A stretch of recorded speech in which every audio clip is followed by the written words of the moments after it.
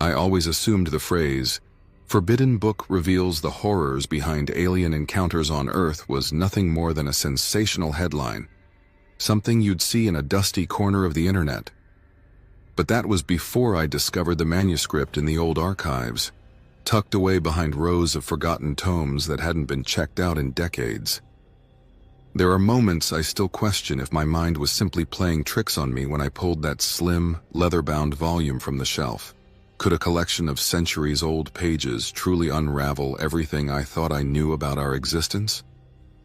The day I found it began ordinarily enough, with me arriving at the library's basement reading room to catalog a recent donation. My job, an antiquarian librarian, had always been my dream. Handling ancient texts, deciphering cryptic notes, preserving glimpses of the past. That was the life I cherished. I believed I understood every nook and cranny of our archives. Then I noticed that battered spine peeking out at an impossible angle. No label, no reference tag. If you've ever felt the sudden chill of curiosity creeping down your spine, you'll know exactly how I felt. I should have listened to the uneasy flutter in my chest warning me not to open it. I flipped open the cover to find an inscription in a language I didn't recognize. Strange symbols. Angular letters. It reminded me of those UFO logbooks from the famed Kecksburg incident of 1965, where witnesses in Pennsylvania reported seeing a mysterious acorn-shaped craft. I'd always scoffed at such stories, chalking them up to meteor sightings and overactive imaginations. Yet something in these markings looked eerily similar to the sketches people claimed to have seen on the side of that unidentified object. My heart pounded. How could this be? At first, I told myself it was a coincidence, that the mind can draw connections where none truly exist. Still, I couldn't resist taking a closer look. The script seemed fluid, almost alive on the page. I ran my finger across the lines, and for a moment I swore the letters shifted beneath my touch. Nonsense, I thought. An optical illusion caused by the dim lighting, and yet every single hair on my arms stood on end. Had I just unlocked something best left hidden? I'd always prided myself on being level-headed, the kind of person who trusts logic and documented facts. That day, however, I felt my convictions waver. The official accounts I'd read dismissed the Kecksburg event as a meteor. Those who believed otherwise were labeled conspiracy theorists. But here I was, staring at a text that seemed to echo the very symbols rumored to have been etched onto that odd craft back in 1965. And I couldn't shake this nagging sense that the book was not just old, it was forbidden. Part of me wanted to slam it shut and push it back into the shadows. Another part of me was desperate to learn more. Of course, the library's underground wing was deserted at that hour. A single fluorescent bulb buzzed overhead, casting a harsh, flickering glow across the reading tables. The air felt heavier down there, tinged with a musty odor of decaying paper and aging leather. As I turned each page, the silence became so intense that my own breathing echoed in my ears. I froze when I heard what sounded like another page turning from behind a nearby bookshelf. Was it the wind drafting through the vents or something else? I forced a chuckle at my jumpiness, but every muscle in my body tensed, braced for an explanation that never came. Taking a deep breath, I tried to read a small passage near the center of the book. The moment my eyes skimmed the strange glyphs, I felt a faint vibration on the table, as though something were humming below the surface. Nonsense, I told myself. You're just rattled. Yet the more I tried to concentrate, the more I sensed another presence, lurking just out of sight. A question roared through my mind. Was this bizarre tome somehow connected to the countless alien encounter stories we brush off as folklore? Or had I merely grown too immersed in my work, letting ancient legends seep into my thoughts? The rational side of me clung to the idea that maybe this was an elaborate hoax, some lost piece of pulp fiction designed to mimic alien scripts. But then, why did it feel so real? Why did every part of me bristle with the warning that once you start reading, you can't go back? I thought about locking the book away, seeking a second opinion, or even reporting it to a higher authority. But who would believe me? You don't call the police about a spooky manuscript. And as much as I wanted to dismiss it all, I couldn't ignore the tug of curiosity drawing me deeper. There was a final straw that night, a subtle moment that cracked my last defense. I caught a glimpse of movement in the reflection of the glass display case across the room, a fleeting silhouette too tall, too slender, vanishing into the darkness. I shot up, adrenaline coursing through my veins, but there was no one to be seen. That was the instant I realized I might have invited something into my life that defies logic.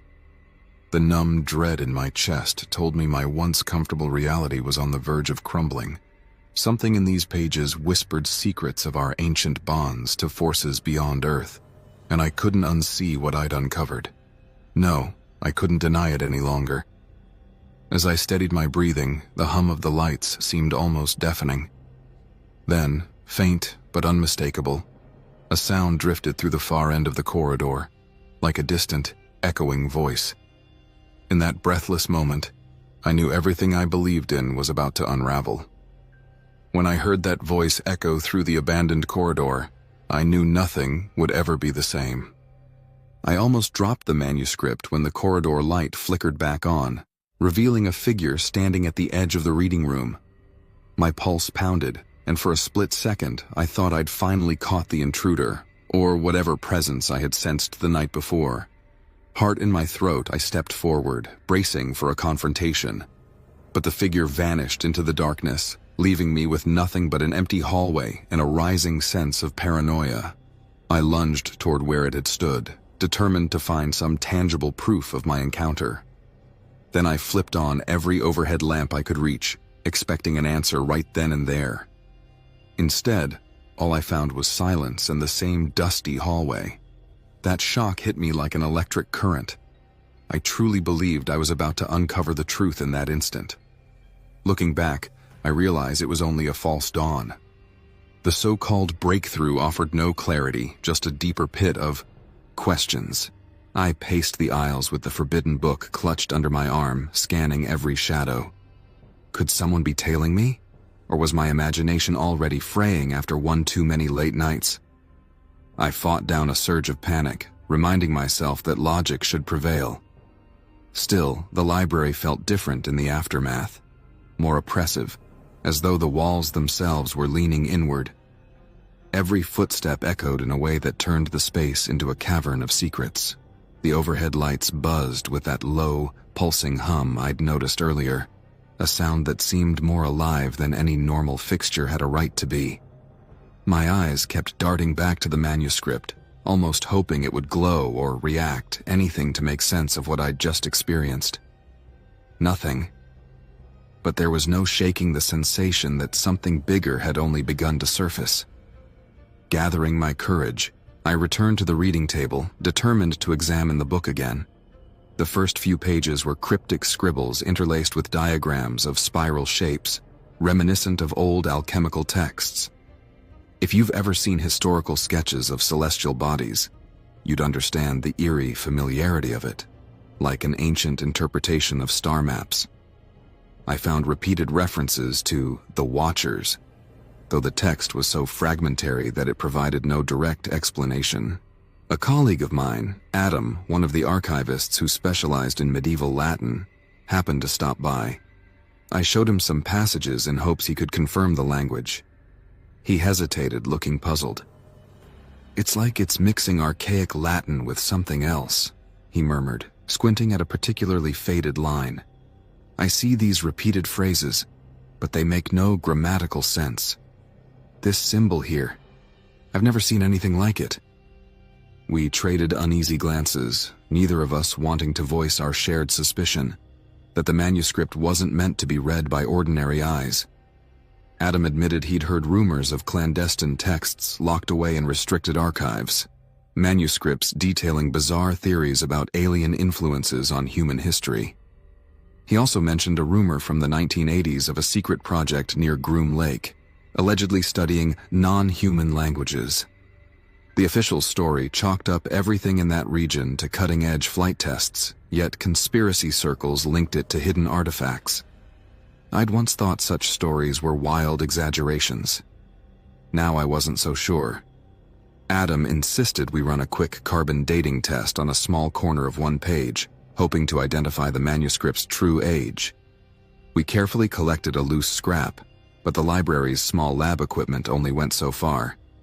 Still, while calibrating the instruments, we heard an odd static sound cutting through the silence, like someone whispering just outside the door. Adam stepped out to check the corridor, leaving me alone in the lab. My skin prickled. I realized how vulnerable we both were. No guards, no cameras, just two librarians with an unearthly book in a poorly lit basement. A moment later, Adam returned, shaking his head. "No one out there. Must be the ventilation." I nodded slowly, though it felt like we were trying to convince ourselves. Back at the workstation, the equipment beeped, indicating it had taken its initial reading. Without warning, every light in the room dimmed. For a tense moment, we both froze as the machine sputtered. Then the lights flickered back to full power. The beep continued, and the readout displayed something nonsensical, like the page was older than any known paper production techniques.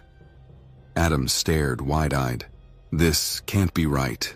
The machine must be malfunctioning," he insisted, trying to reset it.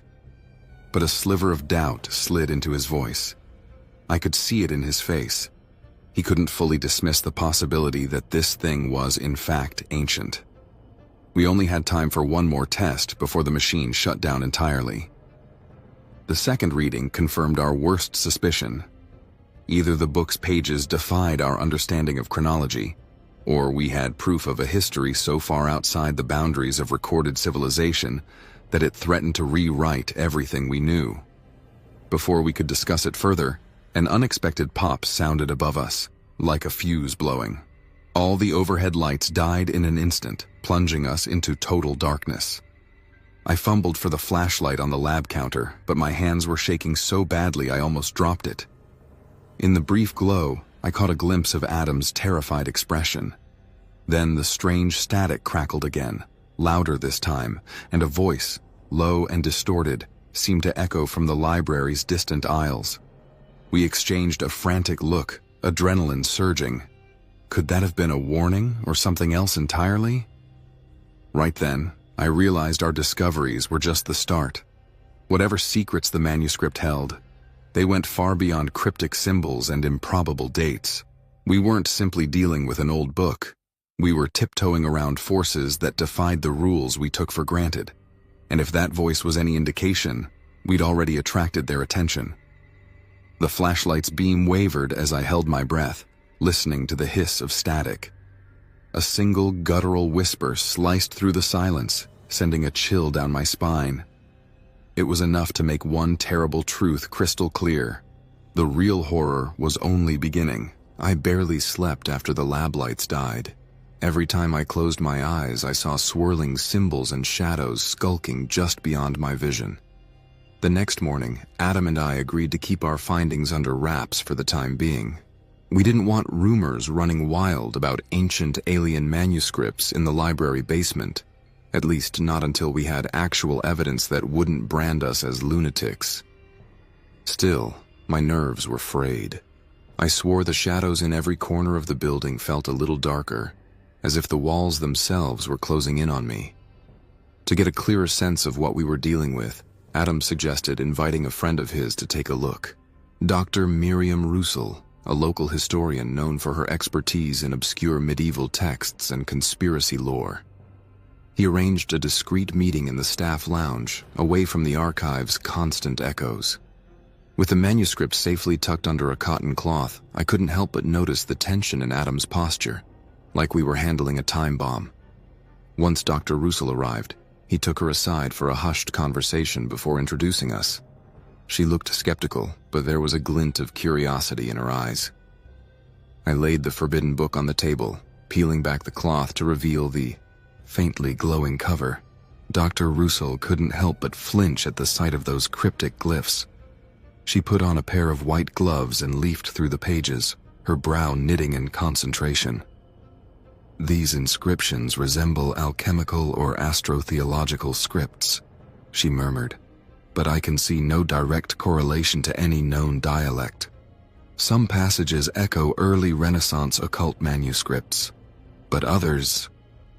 Her voice trailed off as she pointed at a repeating symbol, a spiraling motif that resembled an ancient labyrinth.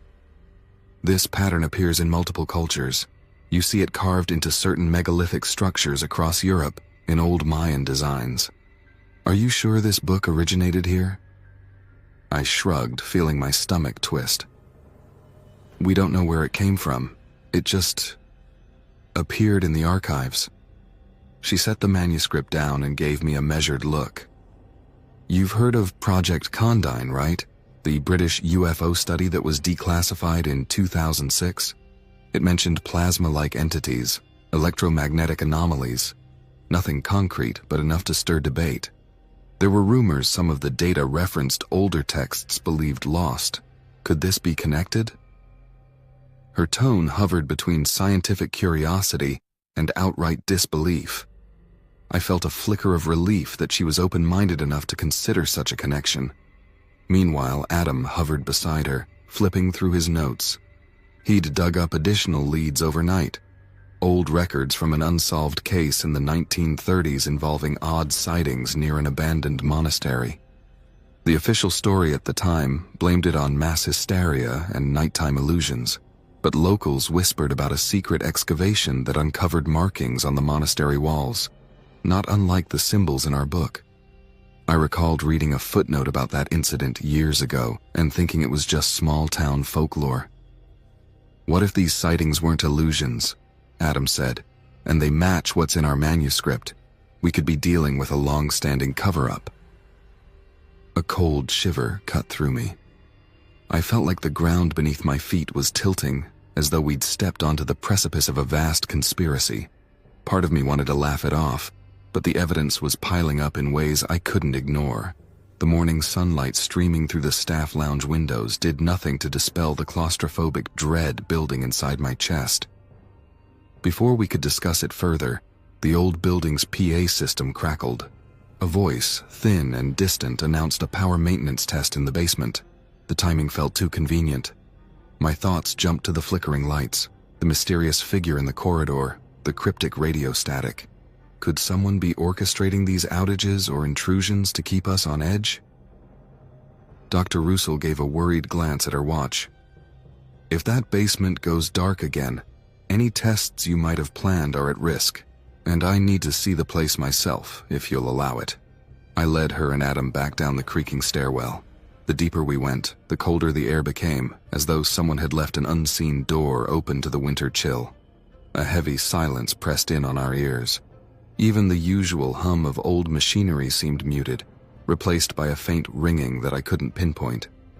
I paused outside the reading room, hands trembling on the doorknob. The moment we stepped inside, Dr. Russell gasped. Strange footprints, barefoot impressions that seemed elongated, oddly shaped, trailed across the dusty floor toward the rows of shelves. It was impossible. We'd locked up the night before, and no one else was supposed to have access. Yet there they were, leading straight toward the table where we had left the manuscript. The sight tied my stomach into knots. I crouched, running my fingers over the prints. The floor was cold to the touch, but there was another sensation, a faint crackling of static. Without warning, the overhead lights flickered. The reading room was plunged into near darkness for a solid 3 heartbeats before they sputtered back to life. In that brief twilight, I heard a rustling movement that seemed to come from every corner at once. Dr. Russell let out a startled yelp, and Adam swore under his breath. We spun, scanning the shadows, but found nothing concrete, only the echo of our collective terror. Then, from somewhere near the far side of the room, a guttural breathing sound pulsed through the silence. I couldn't see what made the noise, but my instincts screamed that it wasn't human. My pulse hammered in my ears, urging me to bolt. Adam's eyes were wide with panic as he gripped Dr. Russell's arm, trying to pull her back. But she stood rooted in place, transfixed by whatever lurked just beyond the rows of shelves. A single light in the far corner popped, spraying sparks onto the floor. We jumped, and I found myself stumbling back into a stack of old crates. Instinct took over. I shone my flashlight beam toward the direction of the breathing. The silhouette that emerged was impossibly tall, swaying as if caught in a slow dance with the shadows. My entire being screamed to run, but I was frozen in place, the beam shaking in my unsteady grasp. A low rumble filled the air, like distant thunder, and the ceiling above us groaned as if the weight of the entire library might collapse. Then everything happened at once. An ear-splitting shriek, the overhead lights exploding in a shower of glass, and a sensation like static electricity rippling across my skin. Adam hollered for me to get down, but the next thing I knew, darkness consumed the room completely. My heart pounded, and I realized we were no longer alone in that cellar, if we ever truly had been. In the suffocating blackness, a single thought pounded through my mind. We had awakened something far beyond our control, and it wasn't about to let us escape unscathed. The moment our flashlight beams cut through the suffocating darkness, I realized our frail sense of safety had shattered. I was kneeling on the cold concrete floor, lungs heaving, my heart racing so fast I thought it would tear free from my chest. Adam and Dr. Russell were sprawled nearby, both shaken but conscious. A low, throbbing hum still reverberated through the library's basement, as if an invisible engine powered by our fear was pulsing beneath the foundation. We had glimpsed something impossible in the waning light, a towering silhouette that faded in and out of view like a phantom between worlds. Scrambling to our feet, we backed away from the shelves, the hum intensified, rattling the crates and ancient tomes around us. My mind spun with questions. What was that presence? Was it alive, or was it something conjured by the manuscript itself? An ominous crack overhead made us duck in terror, but the ceiling held, quivering. If we stayed there a second longer, I feared the entire structure might cave in. Adam took the lead, guiding us through a side corridor we rarely used. My thoughts scattered to the unknown corridors of secret government studies, rumored hush-ups, and clandestine labs. Why not here, in some forgotten warren beneath the city library? We stumbled upon a door locked by an archaic mechanism, its metal latch rusted but intact. Dr. Russell pulled a ring of keys from her coat. "I know this door," she muttered, breath ragged. "It leads to the old sub-basement. They bricked most of it up decades ago." A single adrenaline-charged push of her key turned the lock. As we stepped inside, the humming sound all but vanished, replaced by a suffocating quiet. Our flashlights revealed dust-choked corridors, reinforced beams, and half-collapsed walls. The air smelled stale, like a tomb that had been sealed for decades. One of the corridors ended in a set of metal steps leading downward. I felt a powerful dread settling in my gut. Wherever this path led, it was deeper than I ever imagined. We pressed on, each step echoing through the cramped passage. The manuscript, safely tucked in my backpack, felt heavier with each stride. Something inside me sensed the book had lured us here, like it was guiding us to the heart of its secrets. My pulse surged when we found an old, corroded steel door at the bottom of the steps. Painted in large, faded letters was a code I recognized, something referencing a defunct government project known as K-122, rumored to have involved exotic materials and extra-human phenomena. It was a fleeting mention I'd once read in declassified documents from the 1970s. At the time, I dismissed it as rumor. Now the code was right in front of me. Adam heaved the door open, and we stepped into a hollow chamber. Rusted cabinets lined the walls, their drawers bearing cryptic labels. Biological samples, telemetric data, archaeological artifacts. Dr. Russell flipped through a logbook lying on a shelf, her eyes widening as she read. These references, they're listing items from dig sites worldwide: Antarctica, the Gobi Desert, the Yucatan. Each location is noted for unexplained ruins or anomalies. My stomach churned. All these sites had legends of unearthly visitors shaping cultures millennia ago. It was as though we'd walked into an archive of humanity's hidden cosmic influences. The hum returned, faint but distinct, making the floor vibrate beneath our feet. As we crept deeper, We found a control panel studded with blinking lights, somehow still operational. Beside it, a bank of monitors flickered with distorted images, grainy footage of shapes in the dark. It reminded me of the silhouette we'd seen in the library basement. Adam fiddled with the controls, and a string of text scrolled across the screen. Specimen remains active. Communication attempts ongoing. Terror lanced through me. Specimen? Communication? Could this specimen be the entity haunting our library? A series of old recordings began to play, their audio garbled by time. Voices whispered about an organism that could warp physical space, slip between walls, read minds. One researcher insisted it wasn't just an alien life form. It was part of a larger presence entwined with Earth for centuries, maybe longer. I caught Adam's eye, and the look we shared confirmed our dread. Every rumor, every old legend about watchers influencing humanity's path, these files suggested it was real. Then came a moment of devastating clarity. Dr. Russell gasped as she flipped through a final battered folder. Sketches of our manuscript symbols were scattered across the pages, annotated with frantic notes about cognitive intrusion, linguistic infection, and collective memory manipulation. A single warning was scrawled in red. Reading aloud provokes manifestation. My head reeled. Had I inadvertently triggered this phenomenon the moment I tried to decipher the text?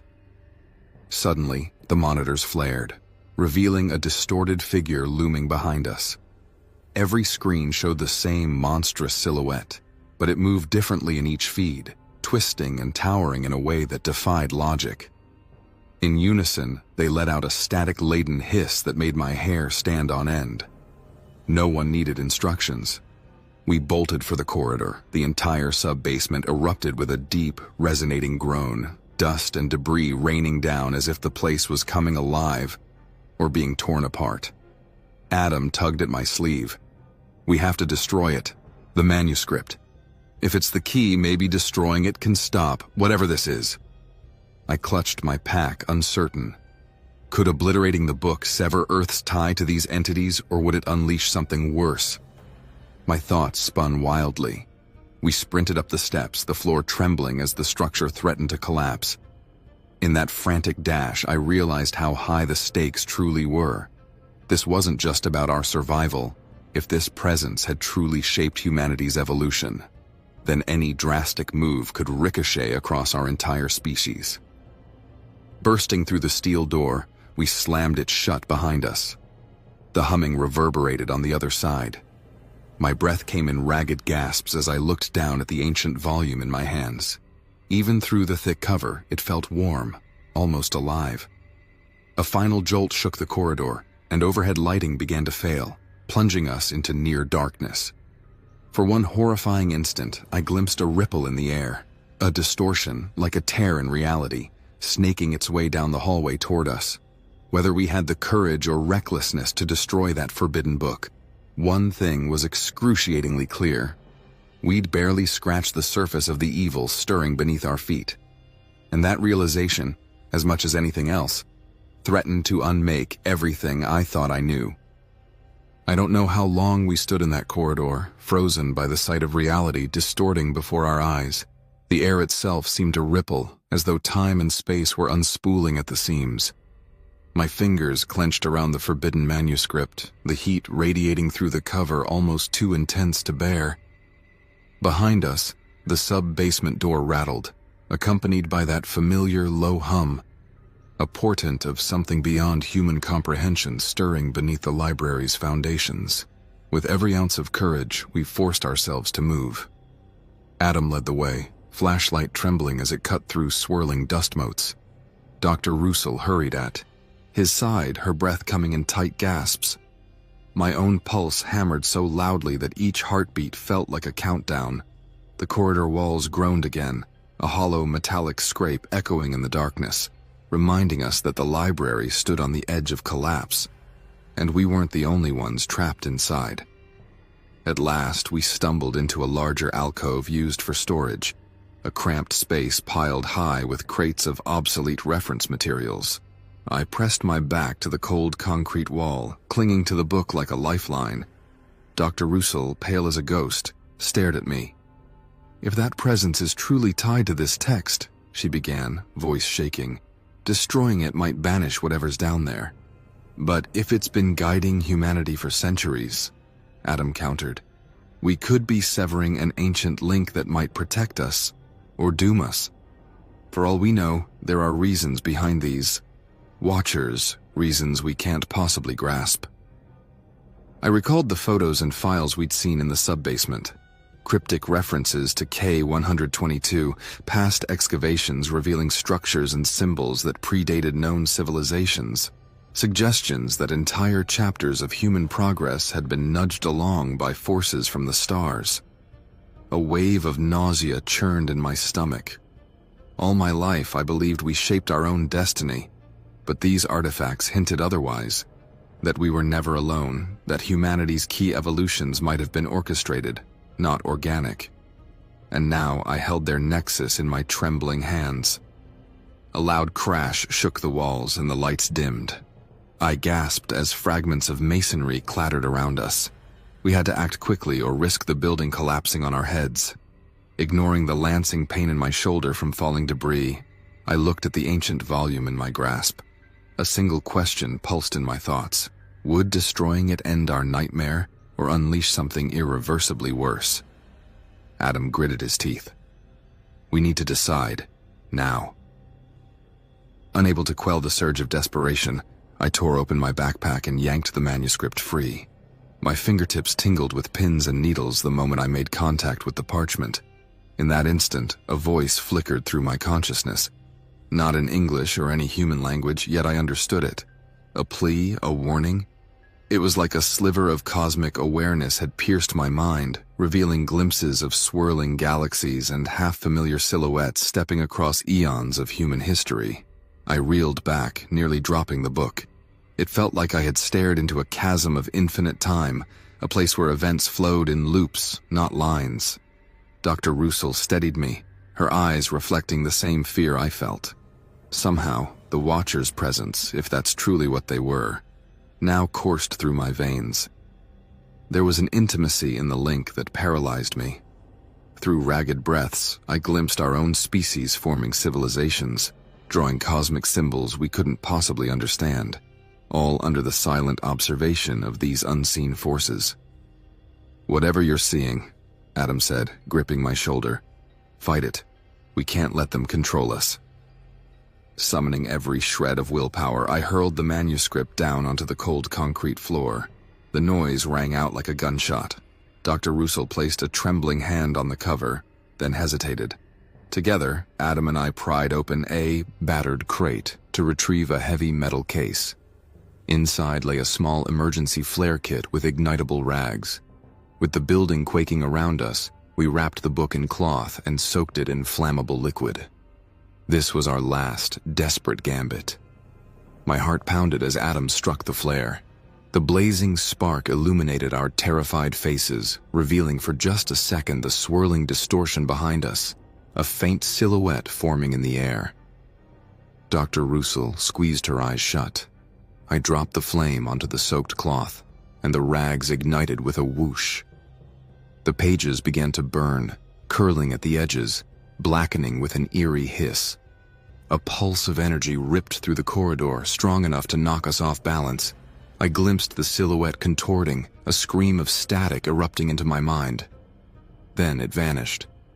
For an agonizing stretch of seconds, the sub-basement fell silent. The oppressive hum faded. No flickering shadows, no monstrous shapes, just the faint crackle of fire as centuries of forbidden knowledge reduced to ash. Heart hammering, I crouched to watch the last glowing embers. Was it over? Or had we only severed one thread of a far greater tapestry? In that hush, I sensed a subtle shift in the air, as though an immense presence had withdrawn. For better or worse, something had changed. A wave of nausea passed through me, replaced by an indescribable emptiness, like losing a piece of yourself you never knew you had. I wasn't sure if I felt relieved or terrified. Adam let out a ragged laugh of disbelief, while Dr. Russell sank to her knees, tears streaking her face. It's been days since that moment, and the library still stands. Officials arrived to check structural damage, but we told them only that a freak tremor struck while we were working. Every so often, I catch a glimpse of movement in the corner of my vision, or sense a low hum when I drift off to sleep, as if remnants of that cosmic presence linger in my subconscious. We might have destroyed the manuscript, but the Watchers, or whoever they were, may have left a deeper imprint on us all. Now I wonder, did we truly close the door on this ancient influence? Or did we only crack it wider, inviting them deeper into our world? If they shaped our history once, what's to stop them from doing it again? Hello, agents. Curious about the most famous and shocking UFO cases? My new ebook uncovers 51 encounters the government tried to hide. Find it in the pinned comment. And if you enjoyed these stories, make sure to subscribe. And there's another one waiting for you right here.